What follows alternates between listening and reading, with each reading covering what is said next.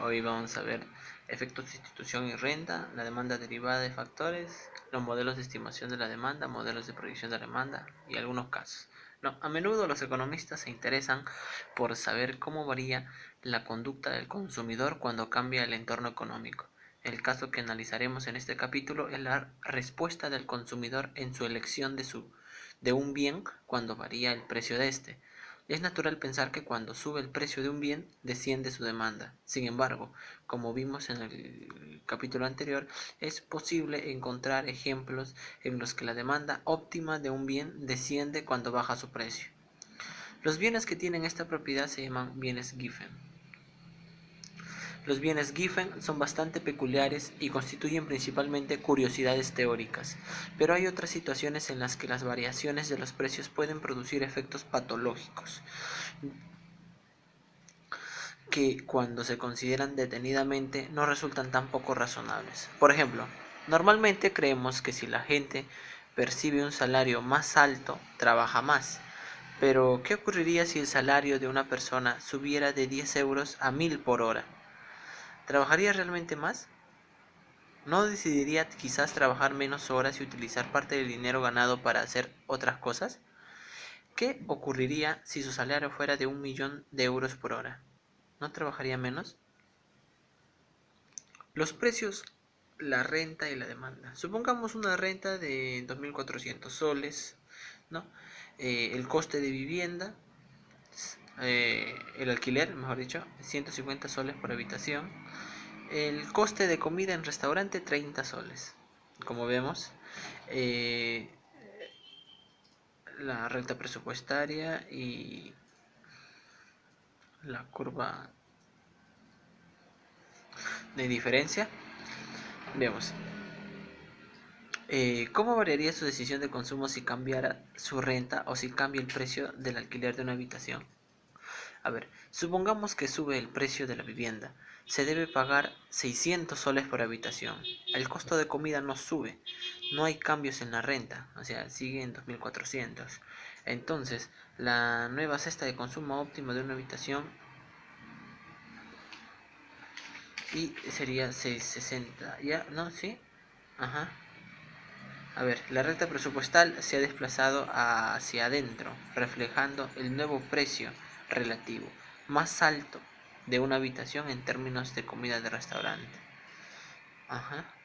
¿No? Como ves, la recta presupuestaria que estuvo acá se movió hacia acá y por consiguiente se trazaría otra curva de indiferencia para hallar el nuevo punto óptimo, ¿no?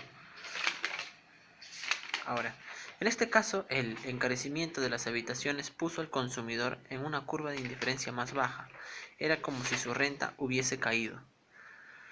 Ahora consideremos el caso de un cambio en la renta del consumidor manteniéndose constante el precio relativo. A ver, la renta, 2.400 soles, de 2.400 baja a 1.200, mientras que los precios se mantienen a 150 soles la habitación y 30 soles por comida en restaurante, ¿no? Al caer la renta, este consumidor consume menos de uno o los dos bienes. Su nivel de utilidad es menor. Está en una curva de indiferencia menor. Su cesta de consumo óptimo se desplaza de A hacia B. En este caso, ambos bienes son normales, porque cuando cae la renta, cae también los consumos de cada uno. A ver. Efecto sustitución y efecto renta. Obtención de las curvas de demanda a partir de la curva de indiferencia. Para los diferentes precios del bien X obtenemos las correspondientes cantidades demandadas de ese bien y se puede obtener así una curva de demanda, como es en efecto la manera normal de hacerlo. Sin embargo, en este tipo de curva de demanda, la renta real varía al desplazarse a lo largo de la curva. Existen maneras diferentes de obtener curvas de demanda que representen la propiedad de mantener constante la renta real. Podemos obtener la curva de demanda usando la medida de Slutsky para la variación de la renta real. Esto equivale a la rotación de una línea sobre un punto. Es una manera de mantener constante la renta real aparente y el individuo puede siempre comprar la combinación inicial. Slutsky puede ser computada directamente partiendo de hechos de mercado y conductas observables, es decir, de precios y cantidades compradas. Podemos obtener la curva de demanda utilizando la medida de Hicks para la variación de la renta real. Esto equivale a mover en la misma curva de indiferencia. Se conserva constante la renta real. Hicks no puede calcularse, requiere el conocimiento de las curvas de indiferencia. A ver, el precio del bien Y constante, no se movió, y el precio del bien X varía, ¿no? De acá a acá. La canasta de consumo se desplaza de A hacia B, ¿no? O sea, ya, esto es de X1 a X4. Este desplazamiento debido a una variación en el precio es la combinación de un efecto renta y un efecto sustitución. A ver, en la figura siguiente, la compra óptima correspondiente a esta recta presupuestaria es Y. Esta cesta de bienes es óptima cuando variamos el precio y ajustamos la renta monetaria para que la antigua cesta de bienes sea asequible. El desplazamiento de X a Y se denomina efecto sustitución e indica cómo sustituye el consumidor un bien por otro cuando varía un precio, pero el poder adquisitivo permanece constante. La segunda fase del ajuste de los precios, el desplazamiento. Esta parte es fácil de interpretar desde el punto de vista económico. Sabemos que un desplazamiento paralelo de la recta presupuestaria es el movimiento que tiene lugar cuando varía la renta y los precios relativos se mantienen constantes. Por lo tanto, la segunda fase del ajuste de los precios se denomina efecto renta. O sea, si se ha movido primeramente, si se ha inclinado así, ya, no, de esta inclinación acá, entonces el siguiente va a ser el desplazamiento de acá a acá. Ajá. Ya, variación en el precio de X, Px se reduce a P'X, ¿no? O sea, de acá, del precio X a P'X. Siguiendo Slutsky, separamos los efectos rentas y efectos sustitución por cantidades observables. Por ejemplo, la renta monetaria M, la canasta de consumo X1, X1, Y1, el punto A, que es la elección inicial, y los precios Px, Py. En el punto A, el individuo consume X1 e Y1, gastando en ello toda su renta monetaria M. Ahora, si el precio del X varía de Px a un Rpx, en el caso de la figura se reduce, es negativo, y el Py se mantiene constante, el precio del bien Y se mantiene constante, entonces para poder comprar lo mismo haría falta M más X1 R por P, el precio de X, para poder comprar la misma combinación que antes, es decir, X1 de X y Y1 de Y. Por lo tanto, considerar la renta M igual a M más X1 por R por Px y los precios P' de X igual a Px más R de Px como una variación del precio compensada respecto a la situación inicial. Esto es una variación de precios cuyo efecto sobre la renta real han sido neutralizados mediante una variación de la renta monetaria. Con esta variación del precio compensada, el individuo se trasladaría de A hacia C o de X1 a X3. Siguiendo Slutsky, podemos llamar a este efecto sustitución al desplazamiento de C hacia B o de X3 a X4 es el efecto renta. El efecto total, ¿no? De X4 a X1 viene a ser de X4 a X3 y de X3 a X1, ¿no? La entidad de Slutsky. La variación total de la demanda es igual al efecto sustitución más el efecto renta. Supongamos que en lugar de girar la recta presupuestaria alrededor de la cesta inicial de consumo Ahora la deslizamos alrededor de la curva de indiferencia que pasa por la cesta inicial de consumo, como muestra la siguiente figura. De esta forma representamos al consumidor una nueva recta presupuestaria que tiene los mismos precios relativos que la recta presupuestaria final, pero una recta diferente, pero una recta diferente. El poder adquisitivo que tiene esta recta presupuestaria ya no es suficiente para comprar su cesta inicial de bienes, pero es suficiente para comprar una cesta que sea exactamente indiferente a su cesta inicial. Por lo tanto, en el efecto sustitución de Higgs mantiene constante la utilidad en lugar de mantener constante el poder adquisitivo. El efecto sustitución de Slutsky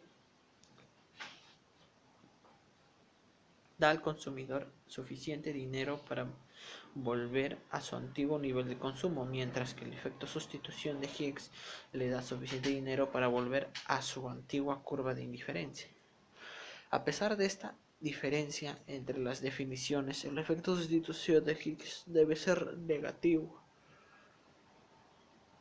en el sentido de que su signo es contrario al de la variación del precio, exactamente igual que el efecto sustitución de Slutsky. Ahí vemos. Siguiendo a Higgs, nos movemos en la curva de indiferencia original. A se desplaza hacia D, o de x1 a x2, como resultado de una variación en la relación de intercambio efecto sustitución. El desplazamiento de D hacia B, no, de B hacia B, o de x2 a x4 es el resultado de una variación en la renta, ¿no? Entonces el efecto total, sabiendo que me voy a desplazar de x1 a x4, primero voy a hacer el efecto sustitución, que sería de A hacia D, de x1 a x2, y después el efecto renta de B hacia D hacia B, ¿no? Ya, ahora, con Higgs no nos referimos a magnitudes observables. Ahora, la diferencia entre Higgs y Slutsky es igual al tramo de x3 a x2. Esto, x3, x2. La principal posición formulada por Mossack es que al aproximarse a 0, entonces R por Px, la magnitud de x2 a x3 se acerca a 0 más rápidamente que cualquier otra diferencia.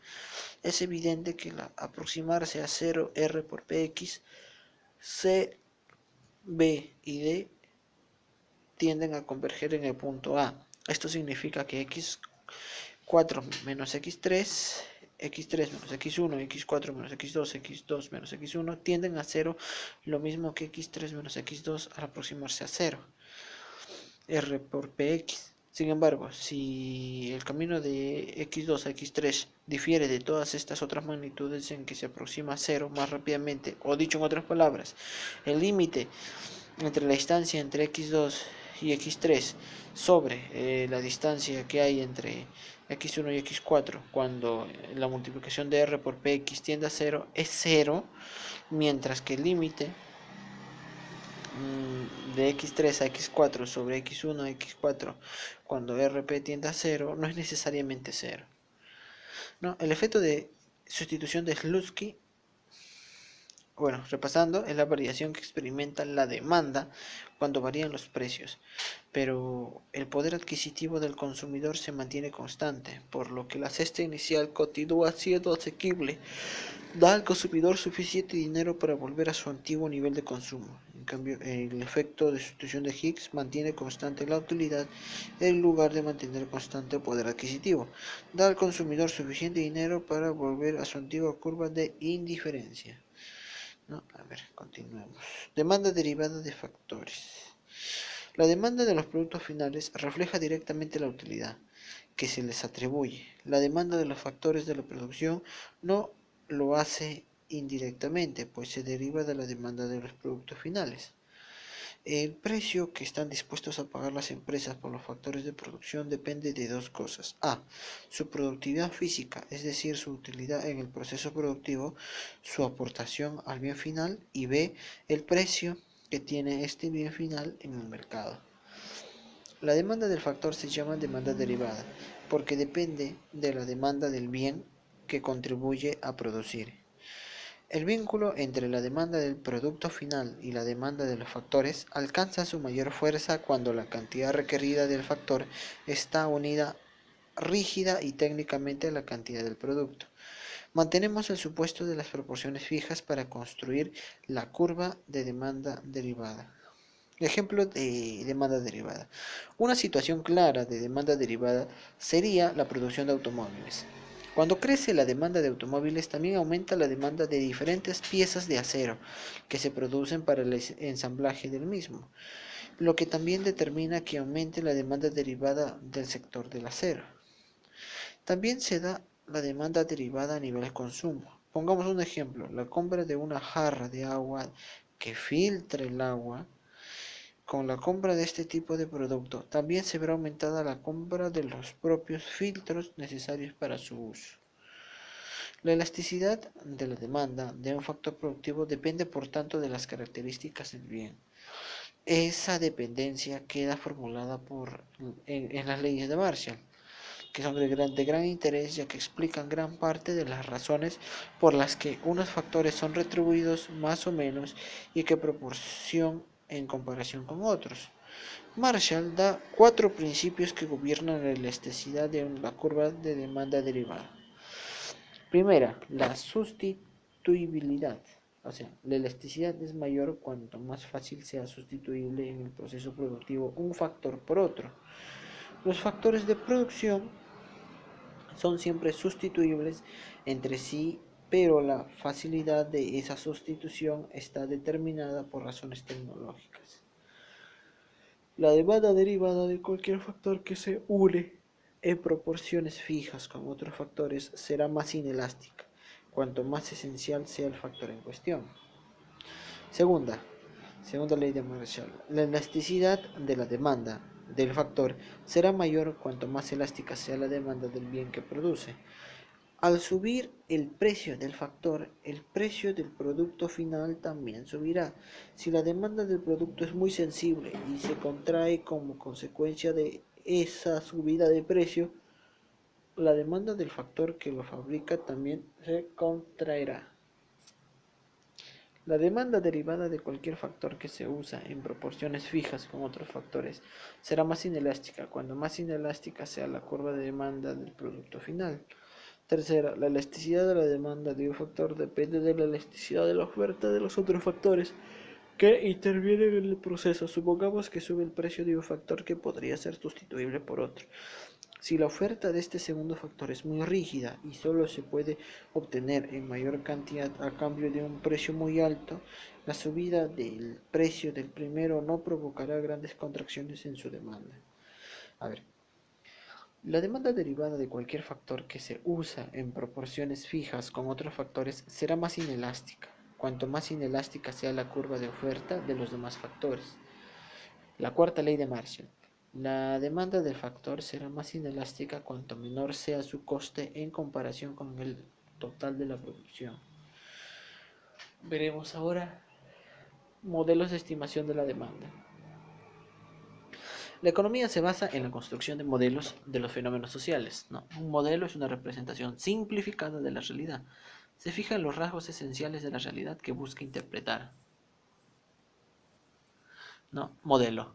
En econometría, una ecuación o un juego de ecuaciones que explican las relaciones causales generadas en una data observada. Ahora, modelo también es una expresión de la teoría a través de símbolos o diagramas matemáticos. Estimar es juzgar. Proyectar es la representación de un cuerpo sobre un plano, hecha según ciertas reglas geométricas, ¿no? La planificación como herramienta de gestión tiene como objetivo proyectar la operación futura y estimar el resultado probable de esta operación en términos de utilidades y flujos de caja. Esta proyección puede hacerse en diferentes escenarios, con lo que no solo se estima el resultado más probable, sino además el resultado en condiciones desfavorables, bajos precios y bajos rendimientos, o favorables. La planificación de la operación permite proyectar el flujo de caja del negocio, o en otras palabras, las entradas y salidas de dinero del negocio. Una proyección del flujo de caja esperado en uno o varios escenarios desfavorables permitirá anticipar posibles déficits o incumplimientos de pago de manera de pensar posibles soluciones. En la medida que se anticipan estas soluciones, disminuye el riesgo financiero de la empresa. Demanda de producto. Aquí se determinan las cantidades del bien que los consumidores están dispuestos a adquirir y que justifican la realización de los programas de producción. Se debe cuantificar la necesidad real o psicológica de una población de consumidores, con disposición de poder adquisitivo suficiente y con unos costos definidos para adquirir un producto que satisfaga sus necesidades. Debe comprender la evolución de la demanda actual del bien y el análisis de ciertas características y condiciones que sirven para explicar su probable comportamiento a futuro. Debe incluir la situación actual de la demanda. Haga una estimación cuantitativa del volumen actual de consumo del bien producido. Preséntelos de esta manera. A. Series estadísticas básicas que permiten determinar la evolución del consumo del producto durante un periodo suficiente que permite estimar la tendencia a largo plazo. B. Estimación de la demanda actual. C. Distribución espacial y tipología de los consumidores. Caracterice la demanda y presente indicaciones de su concentración o dispersión en el espacio geográfico junto con la variedad de consumidores. 2. Indicadores de la demanda. Utilice índices y coeficientes teóricos en la base a las series estadísticas anteriores y preséntelos así. Primero, una tasa anual de crecimiento del consumo en el periodo considerado. Y segundo, índices básicos de elasticidades, precio-ingreso y elasticidad cruzada. Situación futura. Para estimarla, debe proyectar la demanda futura para el periodo de la vida útil del proyecto. Se debe basar en los datos estadísticos conocidos. Para hacerlo, debe proceder así. Proyecta estadísticamente la demanda histórica en caso de los estudios individuales. Se recomienda el análisis de regresión por el método de mínimos cuadrados. Considere luego los condicionales de esta demanda futura. Estos pueden ser el aumento de la población, del ingreso, cambios en su distribución, cambios en el nivel general de los precios, cambios en la preferencia de los consumidores, aparición de productos sustitutivos, cambios en la política económica, cambios en la evolución y crecimiento del sistema económico. Y tercer paso, proyecte la demanda ajustada con los factores anteriores y obtendrá la demanda futura del bien. Existen tres diferentes formas ya estudiadas sobre la manera de cuantificar la demanda, entre ellas, el modelo de proyección de la demanda, de los cuales uno de los más usados son los estadísticos, que se apoyan en antecedentes cuantitativos históricos, como el modelo de regresión, que muestra cómo se relacionan varias variables, el modelo de correlación, que determina la intensidad de esta correlación. Ahora, modelos econométricos y las encuestas de intenciones de compras. También se usa con regularidad la investigación de mercados. La investigación de mercados es el enfoque sistemático y objetivo del desarrollo y la disposición de información para el proceso de toma de decisiones por parte de la gerencia del mercadeo. Mercado potencial. El objetivo del estudio de mercado es proyectar las cantidades del producto que la población estará en capacidad de consumir a los diferentes niveles de precio previstos. En este sentido, es necesario calcular la demanda insatisfecha. Para determinarla, proceda de esta manera. Primero, cruce los datos proyectados de demanda con la oferta proyectada. Segundo, si la demanda es mayor que la oferta proyectada, significa que existirá demanda insatisfecha. Tercero, compárela con la oferta del producto que cubrirá el proyecto y cuantifíquela.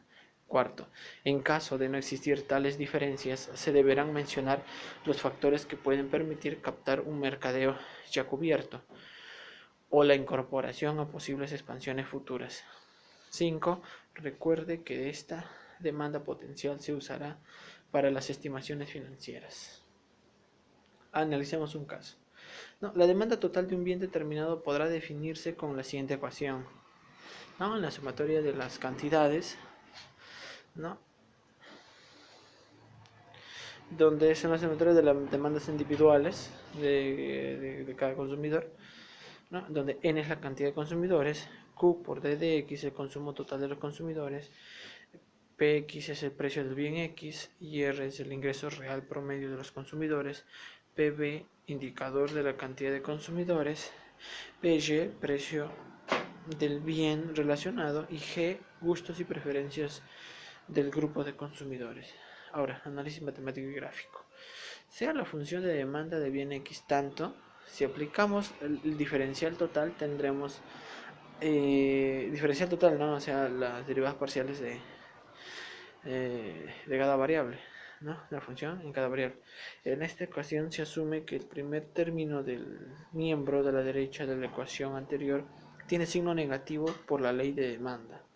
El segundo término tendrá el signo positivo en el caso que el bien X sea un bien normal y signo negativo si el bien X es un bien inferior, ¿no? Y tercer miembro tendrá signo positivo si el bien X y el bien Y son bienes sustitutos y signo negativo si dichos bienes son complementarios. Ahora, asumiendo que el ingreso real y el precio del bien Y no varían, su respectivo diferencial será cero. En tal sentido, la ecuación se reduce a tal, asumiendo el supuesto de ceteris paribus, cambios en el precio incluyen en el sentido opuesto en el precio por la ley de la demanda. Si se asume que el precio de X se mantiene constante al igual que el ingreso real, se tiene que en este caso, cuando varíe el precio de Y, el consumo variará dependiendo si la relación entre el bien X y el bien Y es de complemento o de sustitución. Sin embargo, es importante resaltar que cambios en el precio de Y traen como consecuencia que la función de demanda varíe. A ver, igual sucede con la variable ingreso real. Cuando aumenta el ingreso real, la demanda se expande y cuando disminuye el ingreso real, la demanda se contrae. Se puede desprender de este análisis que las derivadas parciales en cada caso son los coeficientes de sensibilidad de la función de la demanda. Ahora, como ejemplo hipotético tenemos la siguiente función de demanda lineal, ¿no? Q de x es igual a 10 menos 1,5 P de x más 2,3 IR más 1,8 PY. Siguiendo el análisis anterior, los coeficientes menos 1,5, 2,3 y 1,8 son las sensibilidades del consumo respecto a cambios del precio del bien X en el ingreso real y el precio del bien Y respectivamente. El signo de los coeficientes nos dan la información de que la característica del bien X e Y en cuanto si existe una relación de sustitución o de complemento y si el bien X es un bien inferior o normal. En el caso del bien X es un bien normal porque el coeficiente es positivo, lo que significa que cuando el ingreso real del consumidor aumenta, el consumo del bien X también aumenta. En el caso del bien Y, este es un bien sustituto del bien X, porque el coeficiente es positivo. Esto significa que cuando aumenta el precio del bien sustituto, en este caso el bien Y, el consumo del bien X aumenta dándole el efecto sustitución. A ver, en cuanto al gráfico de una demanda lineal de un bien determinado, tomemos la siguiente función lineal general. El consumo del bien X está explicado por el precio del mismo bien, Px, el precio del bien relacionado Py y el ingreso real IR, donde cada una de las variables independientes están multiplicadas por un coeficiente que sería la sensibilidad del consumo ante la variación de cada una de las variables, asumiendo que el resto de variables se mantienen constantes o sin variación en su valor. Si le damos valores a las variables Py y R, entonces la ecuación lineal se queda con dos variables. Sin embargo, es importante resaltar que los gráficos de las demandas tienen como ordenada la variable precio y como abscisa la variable de consumo. La función de demanda tiene como variable dependiente el consumo y como variable independiente el precio. Sin embargo, si se grafica la función de demanda deberá despejarse la variable precio, lo que daría lugar a lo que se conoce como la función inversa de demanda, ya que en la ordenada se considera la variable precio en la abscisa, se coloca la variable cantidad. de esta forma, donde el coeficiente G es la sensibilidad del precio ante cambios en el consumo, asumiendo que el resto de variables se mantienen constantes, las mismas que están representadas por el coeficiente F. En términos gráficos, el coeficiente F es el intercepto del eje vertical o de la ordenada del gráfico de la demanda. El coeficiente G es la pendiente de la recta que representa la función de la demanda. Asumiendo que los determinantes de la demanda se mantienen constantes para diferentes precios, se tienen diferentes cantidades demandadas. Por ejemplo, el precio P1 se relaciona con la cantidad demandada Q1 y el precio P2 se relaciona con la cantidad demandada Q2. Proyecto, predicción de la demanda. Elaboración de modelos de pronóstico acerca de la demanda del producto de belleza. Mediante el análisis de la data histórica se estableció aquellas variables o factores que afectaban la demanda de diversos artículos de perfumería y elección personal. Se utilizó diversas tendencias de tratamiento y pronósticos de series de tiempo con determinados software. Ya está. Y nos vemos en la próxima clase. Apuntes de clase.